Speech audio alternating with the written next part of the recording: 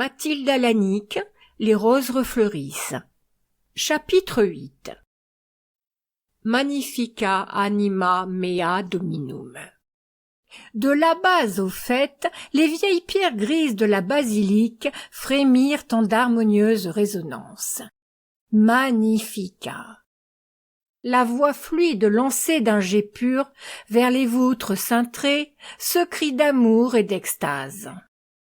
Suspendus en grappe à la corde qui se balançait devant la sainte table, 4 ou 5 enfants de chœur s'efforçaient de donner aux cloches un branle solennel. Magnifica. Des feuillages en faisceaux, des guirlandes parées d'une grâce rustique, les piliers massifs aux chapiteaux effrités. Des buissons de roses et de marguerites remplissaient le chœur, formaient une rampe fleurie au degré de l'autel roman surélevé.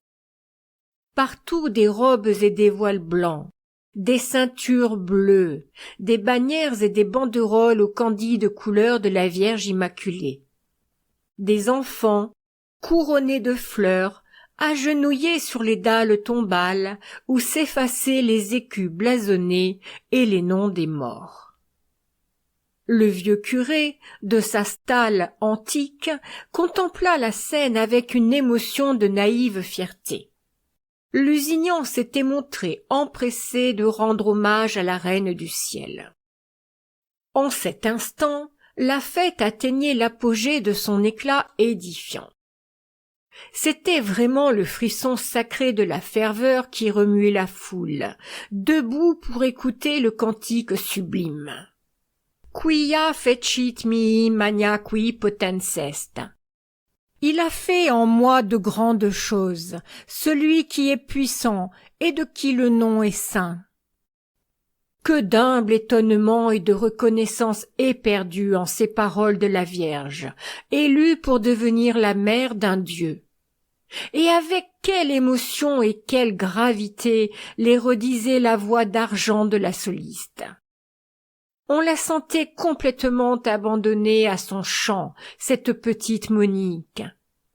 Debout au premier rang du groupe des choristes, sa tête auréolée d'or roux penchée de côté, ses yeux bleus levés vers la lampe du sanctuaire, sa page de musique déroulée entre les mains, elle était digne, plus que jamais, des pinceaux du maître de Fiesole.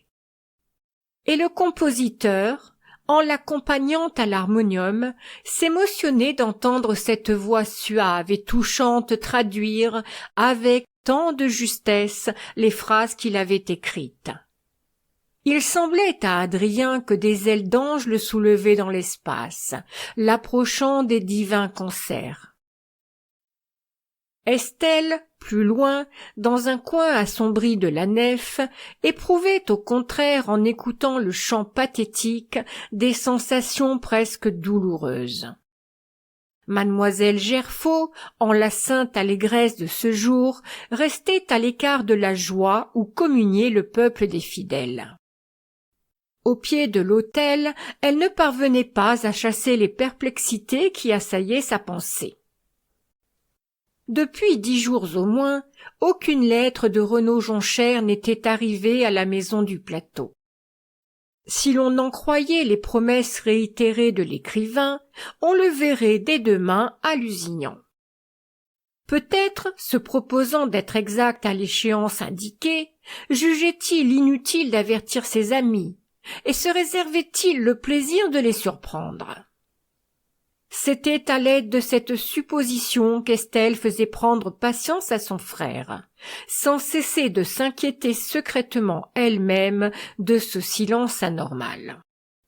Quelque nouvel empêchement surgissait-il pour retenir Renaud ou attarder sa venue? Quoi qu'elle fît pour demeurer tranquille et confiante, Estelle sentait, avec effroi, renaître en elle les soupçons méchants qui l'avaient tant torturée peu de semaines auparavant. Et il lui fallait rassembler les souvenirs enivrants de la dernière rencontre et les maintenir devant elle pour se convaincre de folie coupable et reprendre le courage et la foi. La procession, puis le salut avec toute sa pompe. Adrien, toujours à l'harmonium, poursuivait son rêve idéal. Tour à tour, soutenant la psalmodie liturgique ou développant des inspirations de Handel ou de Bach, le jeune artiste se plaisait à remplir l'église presque millénaire de sons mélodieux et émouvants qui réveillaient les échos assoupis. Les portes s'ouvrirent, et par la porte ensoleillée, entre les frustes bénitiers de grès, la foule s'écoula au rythme lent d'une marche de Gluck. Alors Adrien Gerfaut aperçut, tout près de l'orgue, Monsieur Marcenat attentif. L'exécutant pressa les dernières mesures et rejoignit son protecteur. « Ah, mon Dieu, monsieur, vous étiez là !»« Sans doute, » dit le conseiller général avec sa simplicité habituelle. « Vous m'aviez annoncé que vous donniez, à Lusignan, une première audition. Je n'avais garde d'y manquer. » Ils s'acheminèrent vers le portail et s'arrêtèrent sous le parvis. « Je suis heureux de vous féliciter, monsieur Gerfaut, » reprit l'avocat. « Votre Magnificat est une belle œuvre, d'une conception élevée et d'un grand effet. J'aimerais qu'on l'entendît à Poitiers. Pourquoi ne la répéterait-on pas à Saint-Pierre ?» Le jeune compositeur eut un élan de joie. « Oh, j'en serais absolument ravi !» Et monsieur Beauffremont, l'organiste, mon premier et vénéré maître, ne demandera pas mieux que de me procurer cette satisfaction, si vous jugez vraiment mon Magnificat digne de notre cathédrale. Cependant, Adrien hésita, puis, d'un ton anxieux, cependant, sans la remarquable voix de mademoiselle Françon, qui mit si bien les solis en valeur, le morceau produira-t-il la même impression? Monsieur Marcenat sourit. « Voilà un scrupule de modestie assez rare chez un artiste, je crois. J'ai remarqué, en effet, la limpidité et le moelleux de ce soprano. Serait-il possible d'obtenir le concours de cet interprète de choix ?» Gerfaut baissa la voix, et d'un air de profonde déférence, « C'est que mademoiselle Françon est la propre nièce de monsieur le curé. Eh bien, nous nous arrangerons avec monsieur le curé. Au surplus, pourquoi votre cœur ne se transporterait-il pas à Saint-Pierre, au jour dit?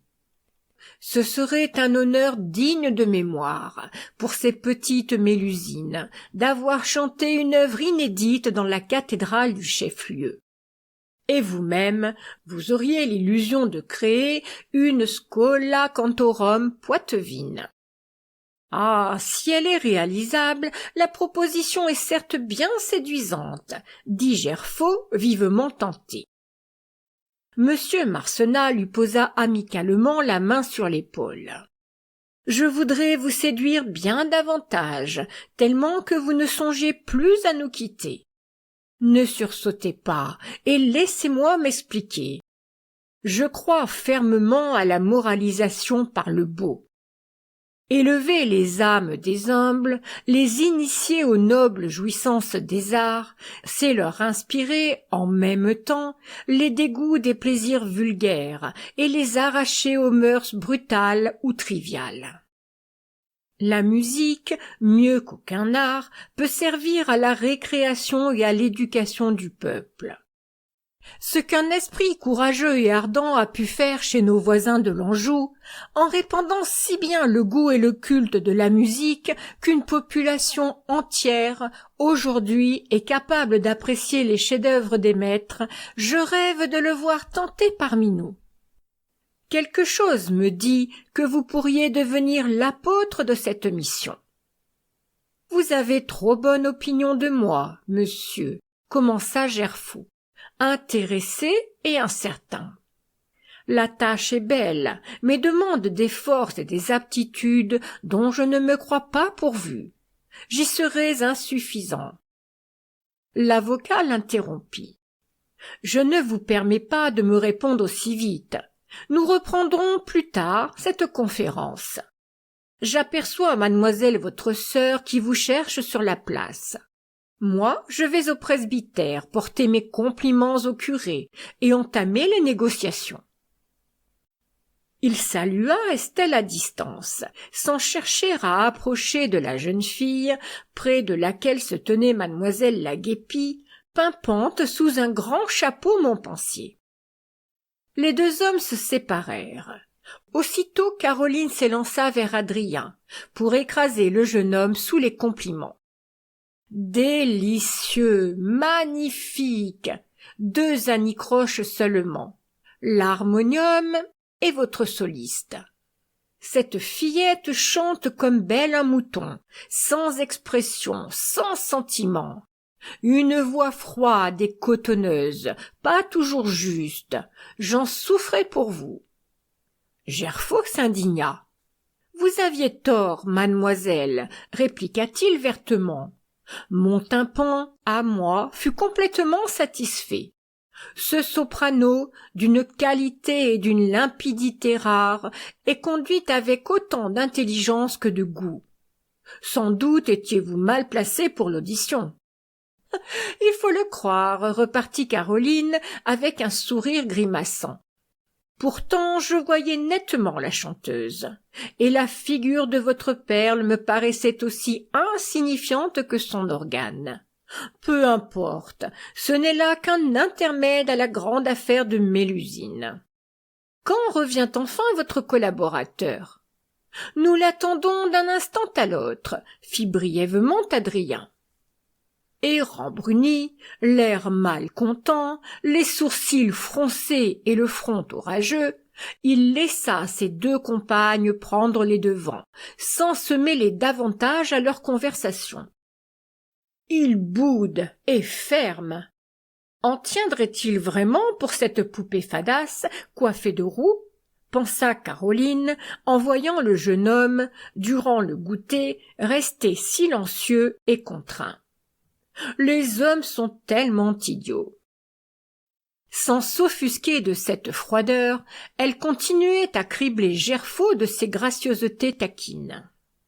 Comme un enfant qui s'amuse à tourner un commutateur électrique et à provoquer l'ombre et la lumière, Caroline se plaisait à jeter le nom de Renaud Jonchère dans l'entretien pour étudier les jeux de physionomie, décelant les sentiments complexes de ses interlocuteurs. Instruite en partie par les confidences arrachées à Estelle, et surtout par ses propres observations, la perspicace personne devinait que les relations de ses hôtes et de l'écrivain traversaient une phase critique, et elle suivait de près ces péripéties d'où sortirait l'entente fraternelle, ou la brouille. Fusion ou inimitié ? Gerfaut se posait aussi la question. Ce soir même, renfermé dans sa chambre, sous prétexte de travail, quoiqu'il fût impossible de se recueillir. Demain apporterait-il enfin des nouvelles de Renaud ? Certes, Adrien ne demandait qu'à croire en son ami. Et il s'y encourageait en se rappelant le récent voyage de Jonchère à Lusignan. Mais s'il connaissait la générosité bouillante, la nature toute d'élan du poète, il savait aussi sa facile versatilité, et il ne parvenait pas à se rassurer pleinement. Assis devant la table où il avait passé tant d'heures laborieuses ces dernières semaines, l'artiste remuait les pages amoncelées, surchargées d'écriture musicale. Quand entendrait-il les sons, enregistrés là, s'animer, se fondre, s'élancer en jaillissements harmonieux? Actuellement, Gerfaut s'avouait bien l'impossibilité d'achever son œuvre au temps souhaité. Mais cette déconvenue, il en attribuait surtout la faute aux atermoiements et à la mollesse de son collaborateur. Maintenant, Adrien restreignait son ambition à exécuter le premier acte de Mélusine dans un château des environs, à la Borde de préférence, si M. Marcenat y consentait. Cette représentation partielle serait un excellent prologue à l'épreuve générale et publique remise à l'an suivant.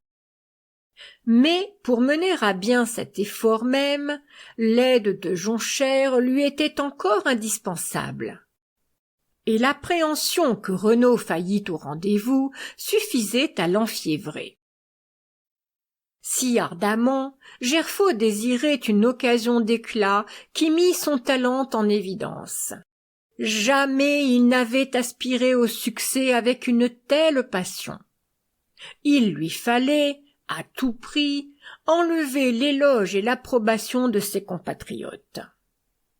Les propos de M. Marcenat lui hantaient l'esprit, et des expectatives imprévues se découvraient à lui, pleines de nuages lumineux, où jouait une vaporeuse et furtive apparition. Estelle, de son côté, songeait aussi, sans doute, au problème qu'éluciderait le lendemain décisif. L'aube vint enfin, et le jour s'écoula, long et vide. La poste ne remit aucune lettre, et les trains passèrent sans amener le voyageur tant attendu. Le surlendemain se traîna comme la veille. Adrien ne sut plus contenir sa trépidante angoisse, et, vers le soir, sortit brusquement. Sa sœur le vit revenir, 1 heure après, en un état d'agitation extrême. « J'en apprends de belles, déclara-t-il, la voix saccadée, en lançant chapeau et bâton d'un geste violent. Renaud est en congé depuis 5 jours. La jeune fille dut s'appuyer des 2 mains à la table où elle dressait le modeste couvert du dîner. Elle eut l'impression que tout vacillait autour d'elle. Adrien, emporté par sa colère et son inquiétude, continuait, sans voir ce trouble, son rapide récit. Se souvenant que Jonchère se rendait vers cette heure quotidiennement à la vie mondaine, il avait tenté d'obtenir des explications immédiates par le téléphone. Après une sempiternelle attente au bureau de poste, on lui répondait enfin du journal, et c'était pour lui apprendre l'absence de M. Jonchère, en refusant, d'ailleurs courtoisement, les renseignements complémentaires. Ce qu'il y a de certain, concluait Gerfaut avec fureur, c'est qu'il est libre et que nous l'attendons encore. Il n'a pas daigné nous aviser de ses intentions. Tout cela me semble singulièrement contradictoire avec ses protestations si récentes. Est-il demeuré à Paris? A-t-il pris le chemin des écoliers pour nous rejoindre? Mystère. Estelle cherchait éperdument une hypothèse consolante. Peut-être M. Jonchère a-t-il été appelé en Algérie, près des siens, insinua-t-elle. En ce cas, il nous eût prévenus, fût-ce par dépêche. Une lettre, un télégramme même, peuvent s'égarer. Mais ces éventualités trop simples n'avaient aucune prise sur l'imagination surchauffée et la sensitivité exaspérée de l'artiste. Adrien, suivant le flux et le reflux de son alarme et de sa fureur, allait aux suppositions les plus extrêmes. Tantôt il soupçonnait des causes dramatiques à la disparition de son ami, tantôt il se déclarait trompé, trahi, et rapprochait les arguments pour dresser un virulent réquisitoire contre le déserteur. Et alors, sans en avoir conscience, dans ses invectives et ses récriminations, il dévoilait tout ce qu'il connaissait de défectueux dans le caractère ou de répréhensible dans la conduite de son Pylade. Estelle, exténuée de souffrances muettes, se retenait de crier à son frère « Tais-toi ! Si tu le jugeais si peu sûr, si inconstant, si facilement mobile, pourquoi l'as-tu rapproché de moi? Qu'il soit tel que tu le dépeins, c'est trop tard pour moi de l'apprendre. » À bout de force, Gerfaut s'enfonça dans une sombre rêverie. « Je saurai, dit-il tout à coup, il faut que je sache, coûte que coûte, j'ouvre l'enquête. Et il passa le reste du soir à écrire des lettres qu'il expédia dès le lendemain matin à divers amis, capables de le renseigner sur les faits et gestes de Renaud. Puis les heures lourdes se succédèrent, sans autre intérêt que l'attente du facteur. Attente encore et toujours déçue. Rien ne vint de la part de Jonchère. À travers ces journées mornes d'incertitude, Adrien, mandé à la Borde, eut la satisfaction d'apprendre que les négociations de M. Marcenat avaient abouti. Le choral de Lusignan fut autorisé à chanter le Magnificat à Saint-Pierre-de-Poitiers le dimanche de septembre où l'on fêtait la nativité de la Vierge. Mais en même temps, madame Marcenat et son cercle, harcelant le jeune compositeur au sujet de Mélusine, envenimaient en lui la plaie vive des espoirs leurrés. Et cette impression domina le plaisir bienfaisant de l'autre nouvelle. Il revint dans une humeur noire. Estelle lui présenta une lettre timbrée de Paris, mais qui, hélas, ne portait pas la suscription familière. « Ah ah, c'est de Toby le graveur. M'apprendra-t-il quelque chose sur le transfuge ?» dit le musicien, déchirant vivement l'enveloppe. Il commença de lire avec rapidité les préambules, puis articula plus nettement les passages significatifs. « Enchanté de vous savoir remis d'aplomb, mon cher camarade. Vous manquez au cénacle.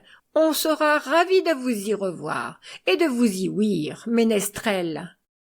Vous me demandez ce que devient notre brillant mousquetaire. Il n'a plus guère le loisir de cultiver les vieilles amitiés. Humble Pierrot du pavé de Paris, je ne puis suivre que de très loin les destinées éblouissantes de cet aigle audacieux qui monte vers les hautes sphères. Le sire Renaud, mon bon, fréquente chez les duchesses, flirte avec les marquises. Fait caractéristique, il vient de quitter les parages du tranquille Luxembourg pour installer sa garçonnière auprès du parc Monceau. Je l'ai aperçu, l'autre jour, grave et sélect, comme un jeune premier du théâtre français. On assure qu'il accompagne la fameuse Madame de Leucate dans une croisière en yacht. Sa dernière chronique de la vie mondaine le laisserait croire. En un style pailleté et fanfreluche comme une jupe de danseuse, notre poète y décrit les émerveillantes escales à Dinard ou à Deauville et les nonchalantes douceurs de la vie flottante, entre la mer d'améthyste et le ciel d'opale. Je vous passe les phosphorescences des nuits étoilées et la voix de sirène qui chante avec les vagues et la brise marine. Naturellement, cette sirène n'est autre que madame de Leucate, dont la forme marmoréenne et le geste sibyllique se dessinent au premier plan sur toute cette quincaille. Ah, qu'en pensez-vous? Et croyez-vous s'y taire si près de la côte d'Émeraude? Mais passons à d'autres sujets. Je paraîtrais jalouser les myrtes et les lauriers de notre Don Juan. La voix stridente du lecteur se cassa dans un long rire nerveux. Tout s'explique. Un Renaud devait fatalement trouver son Armide. Brusquement, Adrien interrompit l'amer persiflage, et, le ton plus sourd, l'accent plus bref, il prononça, en évitant de regarder sa sœur, « Inutile de s'abuser. C'est fini entre nous et lui. L'orgueil lui tourne la tête. Il ne nous voit plus que comme de très petites gens, absolument négligeables. Son manque d'égard, son inqualifiable insouciance le prouvent assez. Il peut revenir de son erreur, alors lui pardonne qui voudra. Pour moi, je n'oublierai jamais son insulte et sa mauvaise foi. » Gerfaut sortit là-dessus, sans attendre de réplique, et monta à sa chambre où il s'enferma. Sans doute fuyait-il la vue de cette figure blême et rigide, qu'il avait écoutée sans une parole, et craignait-il la plainte ou le reproche qui allait sortir de cette bouche crispée. Estelle demeura longtemps à la même place, debout, appuyée des deux épaules à la muraille, et les yeux étrangement ouverts.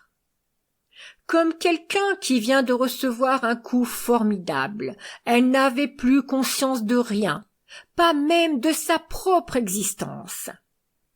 Puis elle sentit, béante et douloureuse, la blessure large. Alors elle n'eut plus la force de se soutenir et tomba sur une chaise anéantie. C'en était donc fait. Celui en qui elle avait cru, de toute sa foi, qui avait reçu le don de son amour avec des larmes de reconnaissance, s'éloignait sans même détourner la tête, sans donner un prétexte à son abandon. Et si peu de jours auparavant, il accourait de Paris, à seule fin d'attester son attachement et sa constance. La tentation de la traîtrise ne le sollicitait-elle pas déjà? Et n'était-ce pas un dernier sursaut de sa conscience qui le poussait à l'effort de cette démarche? Il était sincère en ce moment-là. Estelle n'en pouvait douter. Mais l'attraction, trop séduisante pour sa vanité d'artiste, avait vaincu scrupules et regrets. Renaud cédait enfin à l'entraînement de la belle main patricienne. Et sans plus d'hésitation, il supprimait de sa pensée et de sa vie celle qu'il appelait sa fiancée. C'était donc cela l'amour des hommes, hier des supplications passionnées, des serments exaltés, aujourd'hui l'oubli. Et ils apportaient à la nouvelle idole une âme toujours renouvelée. Il leur semblait n'avoir jamais aimé jusque-là. Que n'en était-il ainsi pour elle? Mais l'amour, plus profondément, pétrit et transforme le cœur des femmes. Jamais Estelle, elle s'en rendait compte, ne recouvrerait son indépendance morale d'autrefois, la liberté sereine avec laquelle elle s'avançait naguère vers l'avenir. Et ce qu'elle regrettait plus douloureusement encore, n'était-ce pas l'illusion divine, l'ivresse du rêve à deux? Jamais, jamais elle ne saurait s'affranchir des souvenirs délicieux et meurtriers. Ah, Renaud, Renaud, pourquoi vos yeux furent-ils si doux et si persuasifs? Tant de joies entrevues, puis ce déchirement cruel. Un sanglot la ploya en deux, les bras étendus sur la table. Longtemps elle s'abandonna au vertige du désespoir. Puis une pensée surgit dans cet égarement. Adrien avait dit, il reviendra peut-être de son erreur. Oh, la lâche espérance! Estelle se redressa en tressaillant.